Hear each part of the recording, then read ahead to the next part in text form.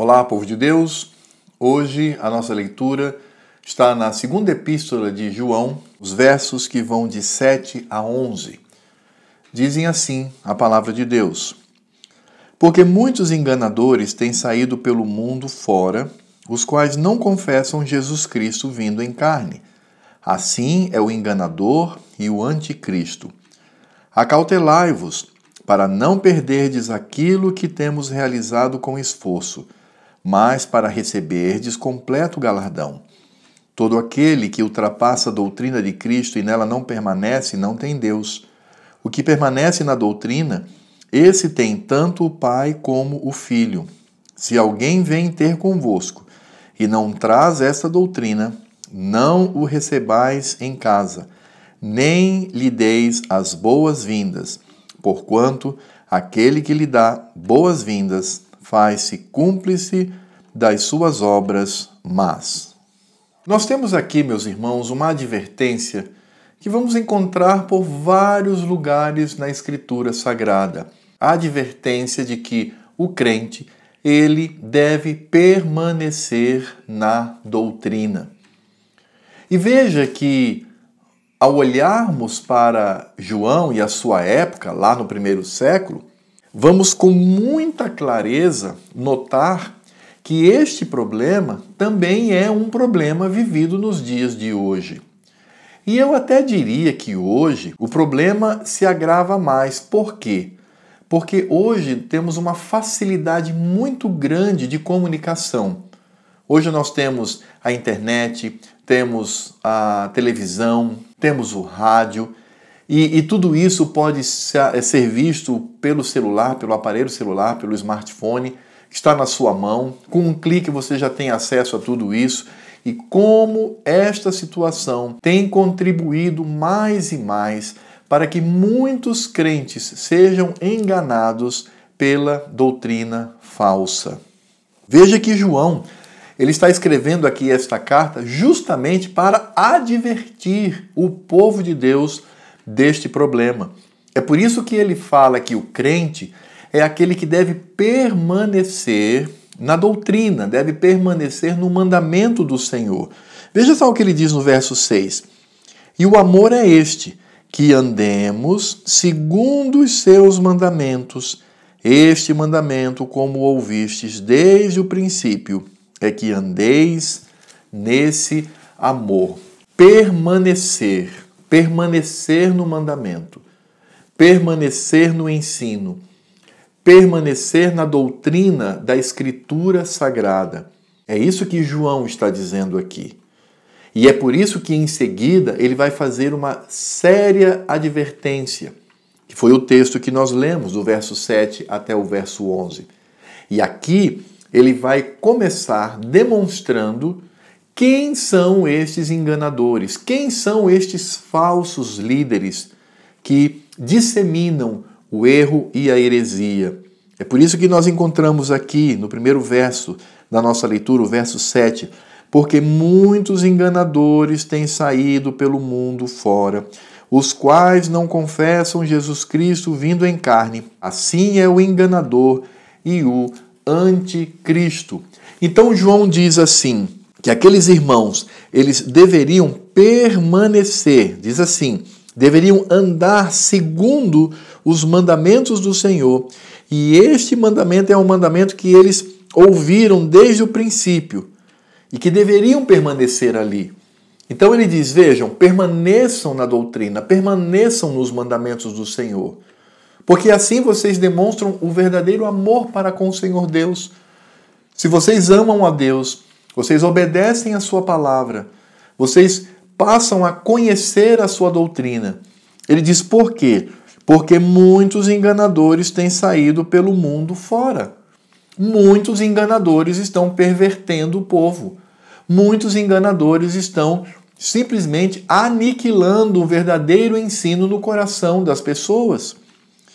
E aqui, quem são estes enganadores? Veja, João ele vai aqui identificar essas pessoas, porque ele diz assim, porque muitos enganadores têm saído pelo mundo fora, os quais não confessam Jesus Cristo vindo em carne. Aqui nós temos os docetistas, nós temos essa heresia. E o que era esta heresia? Esta heresia dizia o seguinte: tudo que vem da carne é ruim, tudo que vem do Espírito é bom. E eles até se utilizavam de textos bíblicos para dizer isso. Olha, vejam, quando fala da carne, está falando do pecado, mas quando fala do Espírito, está falando daquilo que vem do Senhor. É claro que nós sabemos que esta expressão carne e espírito aqui, sobretudo no Novo Testamento, mas também no Velho Testamento, vamos perceber em alguns momentos esta expressão, é porque carne aqui é a carne do homem, é a carne pecaminosa, é o coração cheio de pecado. E espírito aqui vem pela atuação do Espírito Santo no nosso espírito, no nosso interior. Mas isso não significa dizer que o que é matéria, o que é carne é ruim e o que é espírito, espírito puro, é bom. Porque veja, Satanás é só espírito, mas ele é só maldade. Então não se sustenta essa heresia. Mas estes mestres, eles estavam ensinando essas doutrinas não porque lá no íntimo do coração deles diziam assim: nós queremos destruir a igreja de Cristo, nós queremos destruir a Cristo. Não, muito pelo contrário. Eles estavam fazendo isso porque eles queriam dar uma resposta para a santidade de Cristo. Porque se eles acreditavam, com base em religiões pagãs, que o espírito é só coisa boa e a matéria ou a carne é só coisa ruim, então eles diziam: Cristo é bom, Cristo é só bondade, Cristo é luz, Cristo é ausência de pecado. Então, para isso, Cristo não pode ter vindo em carne. Ele veio apenas com uma aparência humana, mas ele não foi um ser humano, porque o ser humano concentra toda a maldade, toda a depravação. Viram só como esses falsos mestres, eles tinham, veja que ironia, eles tinham o desejo de enaltecer o ensino de Cristo, de mostrar que Cristo é santo e bom. Mas para mostrar isto, eles lançavam mão de uma heresia. Por quê? Porque estavam baseados não na Escritura Sagrada, mas baseados nas religiões pagãs, naquilo que estava ao redor, naquilo que comprimia o coração e a mente deles. Então, ainda que eles tivessem boa intenção e eles até acreditassem nisto, ensinando outras pessoas, mas eles eram, como João diz aqui, enganador e anticristo. Essa é a posição desta pessoa, deste falso mestre. Ele é enganador. E aqui diz respeito aos crentes. Então ele, diante dos crentes, ele se apresenta como um enganador, como um mentiroso, como aquele que engana, aquele que traz uma pregação, um ensino que parece ser verdade, que é muito bem intencionado, mas ele está enganando os crentes. E diante do próprio Cristo, ele é um anticristo, porque ele não só se coloca no lugar de Cristo, trazendo um ensino que não pertence ao Senhor, mas ele também se coloca contra Cristo, porque está falando algo que é contrário ao ensino do próprio Cristo. Veja que coisa séria. Uma pessoa, um líder, que traz uma pitada de heresia, e traz essa pitada de heresia porque ela está muito bem intencionada. O desejo dela sincero é enaltecer a Cristo, é auxiliar a igreja. Mas ainda que ele faça tudo isso com boa intenção, ele é enganador e ele é anticristo. Diante dos crentes ele é enganador e diante do próprio Cristo ele é anticristo. É muito sério isto. E aí então, quando João mostra quem são essas pessoas, quem são elas? Aquelas que enganam e aquelas que assumem a posição de anticristo. ele vai mostrar o que eles podem fazer no coração das pessoas que estão na igreja.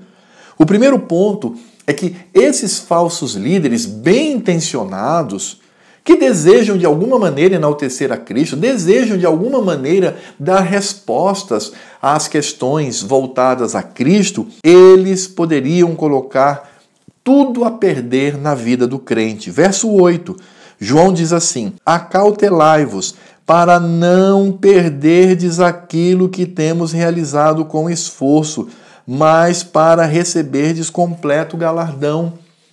João está dizendo assim: cuidado, meus irmãos, cuidado, para que não seja colocado tudo a perder, para não perderdes aquilo que temos realizado com esforço. O velho pastor João, o velho apóstolo, está dizendo: eu me esforço para que vocês tenham o verdadeiro conhecimento da palavra de Deus, tenham o verdadeiro conhecimento da lei do Senhor. Não coloquem isso a perder, não percam isto ouvindo estes falsos mestres, mas estejam firmes até aquele dia em que receberemos o galardão do Senhor. Então, o que nós encontramos aqui é algo bastante claro. Aquela pessoa que dá ouvidos às heresias, porque essas heresias são trazidas como uma lógica que não está necessariamente na Escritura Sagrada, mas é uma lógica humana, uma lógica que vem de cultura, de religiões pagãs, põe a perder o que está ali. Os pastores, os mestres, os professores, os líderes das igrejas, eles se esforçam, e de fato é um esforço, é um bom esforço, é um esforço abençoado, mas é um esforço de constantemente trazer a boa doutrina, a doutrina saudável da Escritura Sagrada. Mas estes falsos mestres podem fazer com que você perca tudo no estalar de dedos. E é sempre assim, irmãos. Construir é difícil, destruir é muito fácil. Então, o que João está alertando aqui é: vocês que dão ouvidos a estes falsos mestres, a estes que se colocam como um anticristo diante do Senhor, vocês vão perder. Vocês vão perder aquilo que com muito esforço nós realizamos na vida de vocês. E o que João está dizendo está muito em consonância com aquilo que Paulo fala lá em Efésios capítulo 4, do verso 11 ao verso 14. Paulo diz assim: e ele mesmo, Cristo, concedeu uns para apóstolos, outros para profetas, outros para evangelistas e outros para pastores e mestres, com vista ao aperfeiçoamento dos santos, para o desempenho do seu serviço, para a edificação do corpo de Cristo, até que todos cheguemos à unidade da fé e do pleno conhecimento do Filho de Deus, à perfeita varonilidade, à medida da estatura da plenitude de Cristo. Verso 14. Para que não mais sejamos como meninos, agitados de um lado para o outro e levados ao redor por todo o vento de doutrina, pela artimanha dos homens, pela astúcia com que induzem ao erro.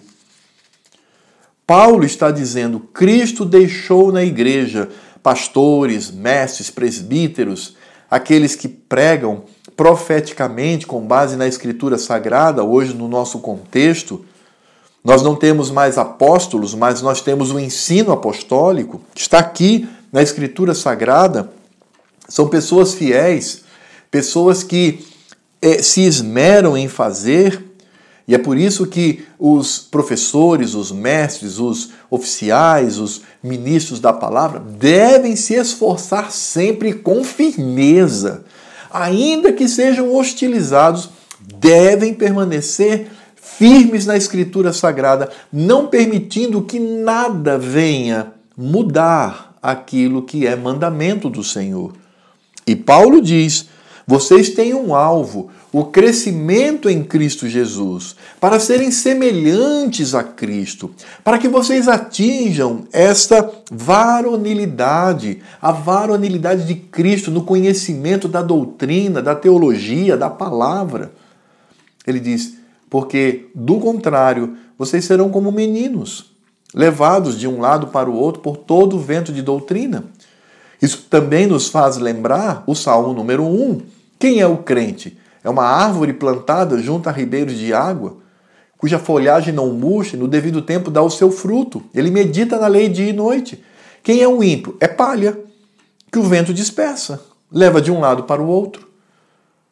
Então a advertência de Paulo é séria, tanto quanto a advertência de João. Ele diz claramente, não coloquem a perder tudo aquilo que foi ensinado a vocês com esforço, ainda que haja boa intenção.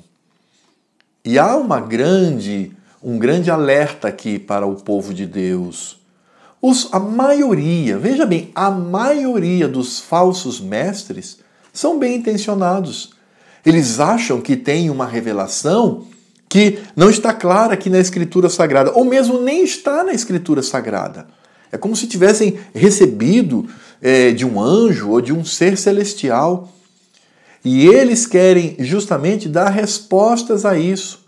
Ou ainda esses falsos mestres querem justificar uma tendência, uma cultura, um costume pagão, um costume do mundo. Ah, se o mundo faz assim, nós podemos adaptar. Existe boa intenção da parte deles.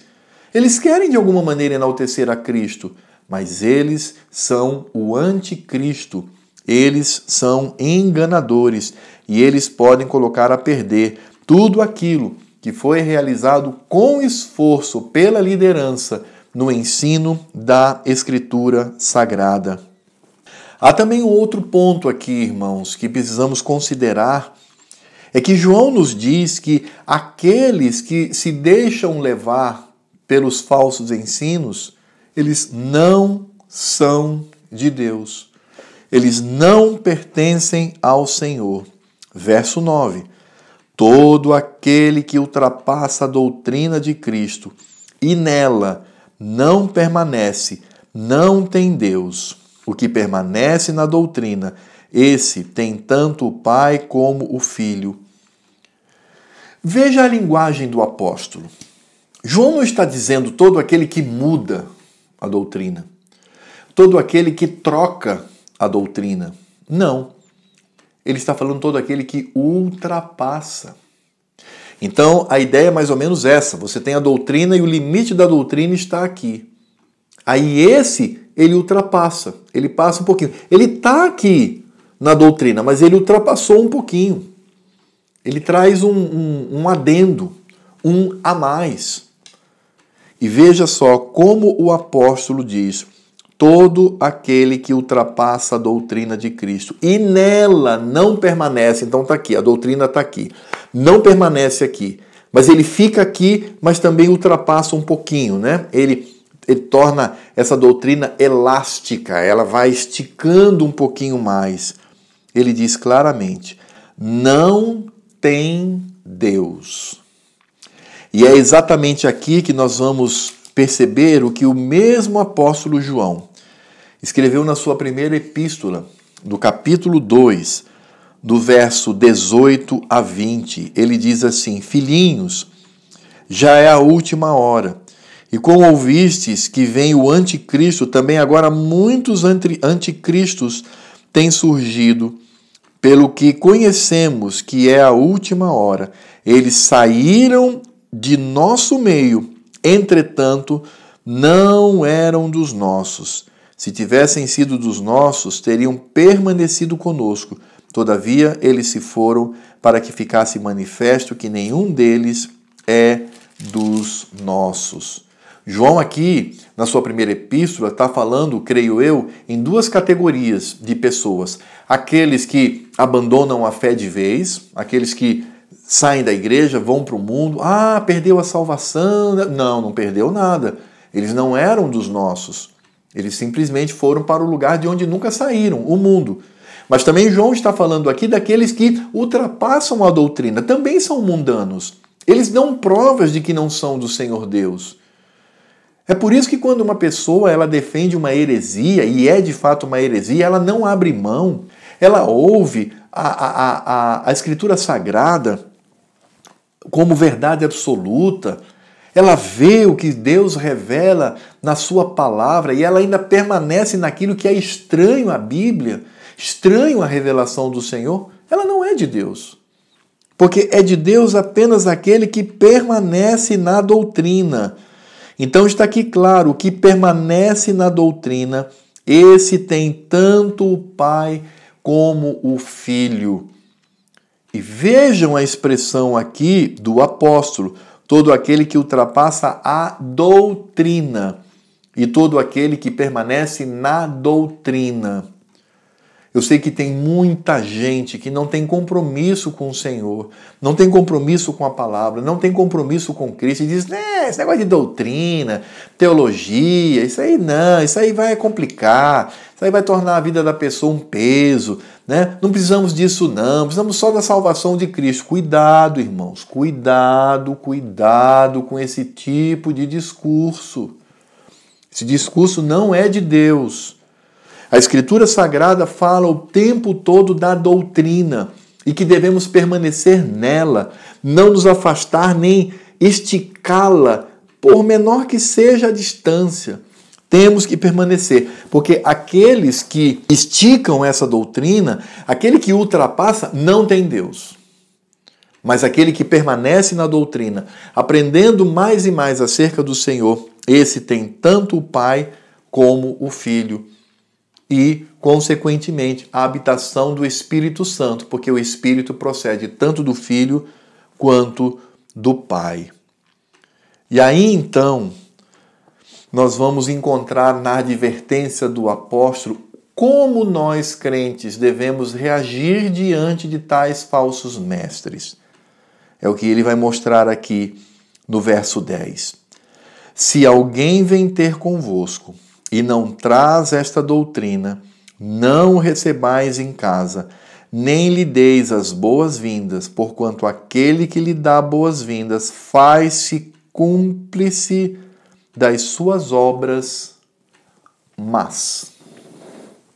João está dizendo assim, não tenha contato nenhum com essas pessoas. Não dê as boas-vindas a ela. Não receba essas pessoas na sua casa. Porque senão você estará sendo cúmplice desta pessoa. Claro que João aqui, ele não está dizendo, por exemplo, um parente que seja ateu, que não seja cristão. Não é isso.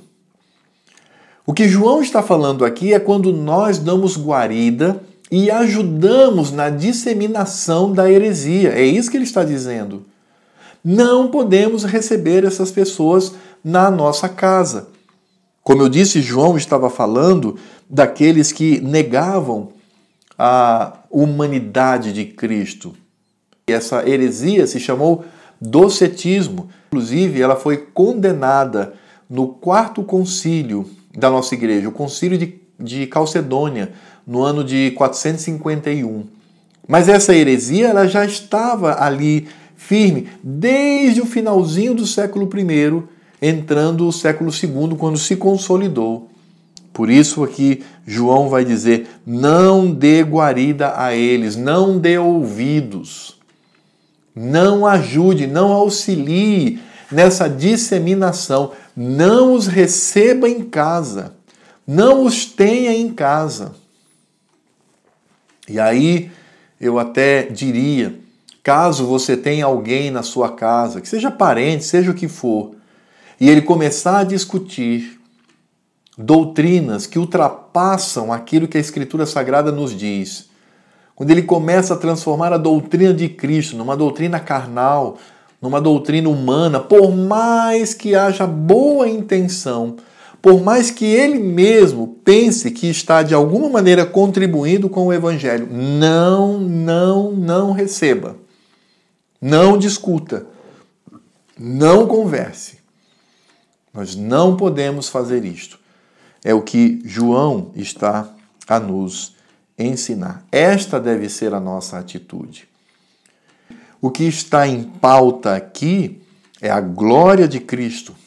Porque, veja, eles não confessam Jesus Cristo da forma como ele deve ser confessado, a pessoa e obra.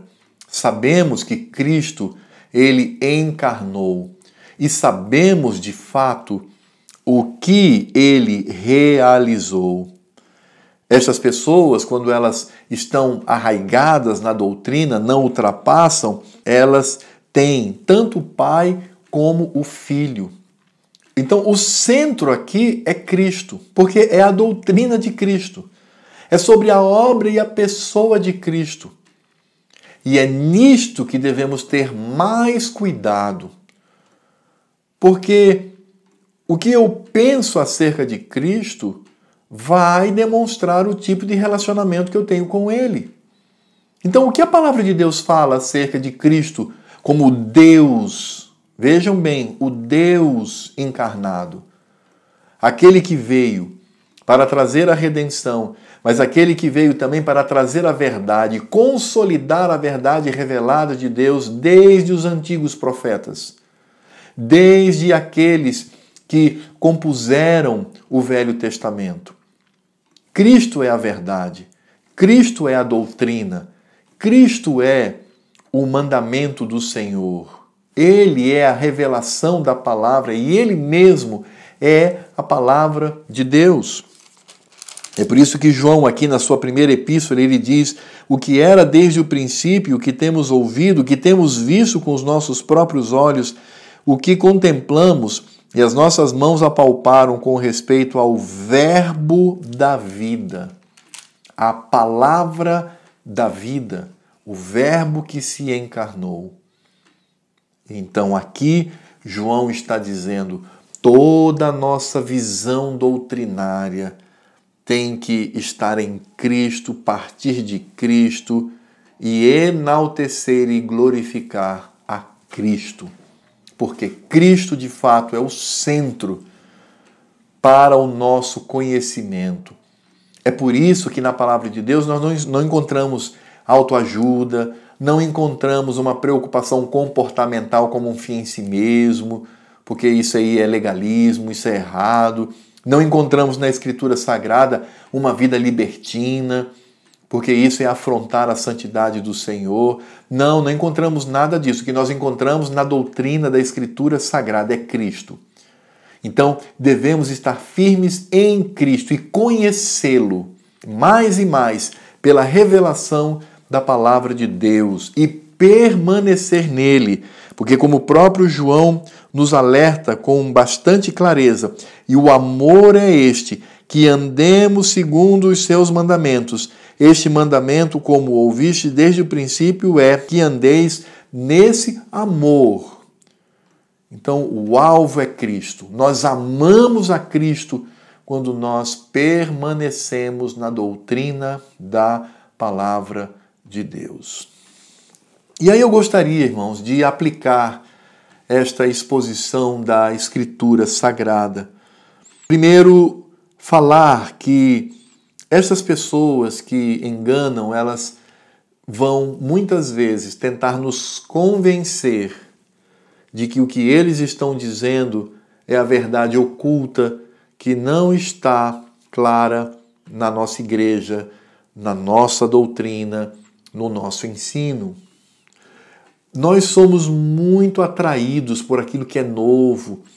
Nós nos sentimos atraídos por aquilo que vem de alguma maneira enaltecer as nossas expectativas.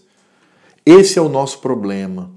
Nós sempre agimos por meio das nossas expectativas, quando na verdade a doutrina de Cristo ela não veio para satisfazer as nossas expectativas. Ela veio para enaltecer ao Deus Todo-Poderoso e também promove o engrandecimento de Cristo Jesus. Muito cuidado. Às vezes esse ensino a gente percebe claramente que eles estão bem intencionados, mas precisamos entender que devemos ser como adultos e não como crianças. É tão triste uma pessoa que se diz crente e não sabe nada, é levado de um lado para o outro por todo o vento de doutrina. Como isso é triste! Precisamos estar consolidados na doutrina do Senhor. Porque se nós não nos consolidarmos na doutrina do Senhor, nós pecaremos contra Ele como anticristos. Você quer ser um anticristo? Você quer ser um enganador? Então permaneça na doutrina da palavra, aprendendo o que ela nos diz. E é por isso, irmãos, é por isso que nós temos os nossos símbolos de fé. O que são esses símbolos de fé? Nós temos aqui uma confissão de fé. E depois nós temos 2 catecismos, o maior e o menor. E para além desse símbolo de fé que nós adotamos na Igreja Presbiteriana do Brasil, temos também outros símbolos de fé que são aceitáveis, são símbolos irmãos e que nos auxiliam na compreensão da palavra de Deus. Veja, por que nós temos um símbolo de fé? Por que temos uma confissão de fé? Por que temos aqui catecismo maior e menor? Para não ultrapassarmos as doutrinas. Aqui nós temos a síntese do que devemos crer na Escritura Sagrada. Os símbolos de fé não são Escritura Sagrada. São um guia seguro para que um crente aqui em Roraima, o outro crente lá no Rio Grande do Sul, o outro crente lá no norte do Canadá, o outro crente lá nos rincões do Nepal, outro crente lá na Inglaterra, tenham a mesma doutrina da Escritura Sagrada. Os símbolos de fé são os corrimãos que nos ajudam a permanecer consolidados na base que é a Escritura Sagrada. É por isso, irmãos, que temos os símbolos de fé. O que a Escritura Sagrada fala sobre política? O que a Escritura Sagrada fala sobre salvação? O que a Escritura Sagrada fala sobre criação? O que a Escritura Sagrada fala sobre culto? O que a Escritura Sagrada fala sobre vida do crente? O que a Escritura Sagrada fala do céu? O que a Escritura Sagrada fala da obra do Pai, da obra do Filho e da obra do Espírito Santo? Por isso temos aqui os nossos símbolos de fé. Porque eles vão ajudar para que permaneçamos na doutrina da Escritura Sagrada. É por isso, irmãos, que eu quero incentivá-los a que vocês leiam, estudem os nossos símbolos de fé.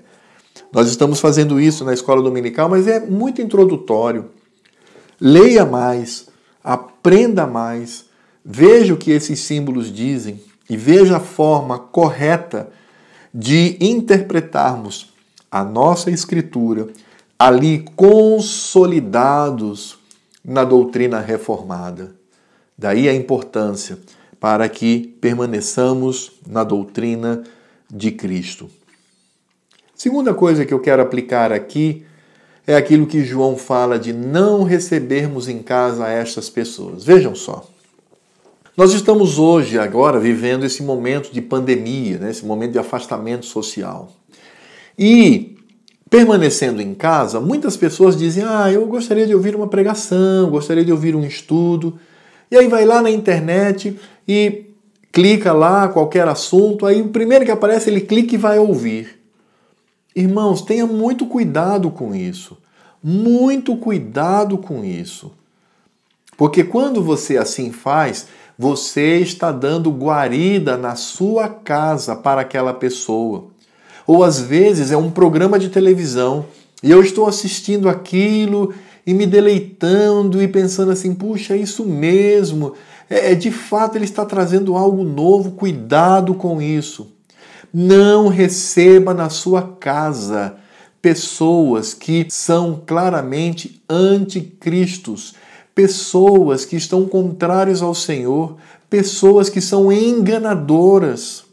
Pode ser um pastor famoso, pode até ser um pastor presbiteriano, irmãos, porque não estamos fazendo aqui uma defesa da denominação, nem dos líderes da denominação. Estamos fazendo aqui uma defesa da Escritura Sagrada, da doutrina da Escritura Sagrada, que pastores presbiterianos, sim, deturpam, são enganadores. Tenham cuidado com isto. Tenham cuidado com essa oferta tão grande que vem a nós na palma da mão, literalmente, pelo nosso celular e um fone de ouvido, pela tela da televisão. Não receba em sua casa. Você precisa se inteirar, você precisa conhecer aquela pessoa que você vai ouvir, porque senão ela poderá colocar a perder tudo aquilo que foi realizado com tanto esforço na sua vida e na minha vida. Eu sei e repito que neste momento de afastamento social somos tentados a assistir tantos pregadores. E veja que a intenção e o desejo é saudável. Puxa, eu quero aprender mais, eu quero ouvir mais da Escritura Sagrada, mas cuidado. Cuidado para você não dar guarida na sua casa, no seu aparelho, no seu celular, a pessoas que são enganadoras. E, por outro lado, também cuidado com aqueles que vêm até nós e querem discutir doutrina. E nós sabemos que essas pessoas ultrapassam a doutrina de Cristo. Não discuta, não dê guarida, não dê ibope, como se diz na gíria, para estas pessoas. Não faça isto, mas esteja consolidado na doutrina da palavra de Deus. E que você seja cada vez mais fortalecido no Senhor, seja fortalecido em Cristo Jesus. Oremos. Senhor Deus e Pai, muito obrigado pela Tua palavra, que sejamos, ó Senhor, firmes naquilo que recebemos. O Senhor já nos revelou tudo aquilo que devemos saber e temos muito que aprender, temos muito que estudar.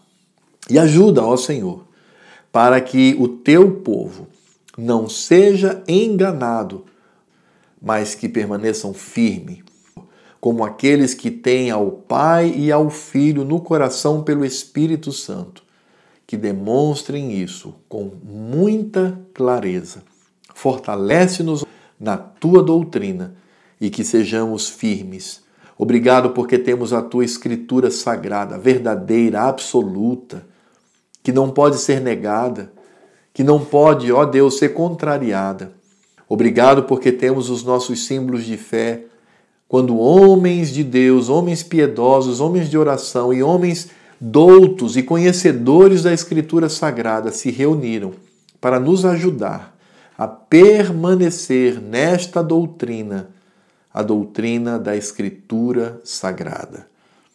E que não sejamos como menino ou como palha, levado por todo o vento de doutrina, mas que sejamos como uma árvore plantada junto a ribeiros, com folhas verdes, com frutos dados no seu devido tempo, consolidados na palavra do Senhor, na doutrina, na teologia, no conhecimento de Deus e de Cristo Jesus.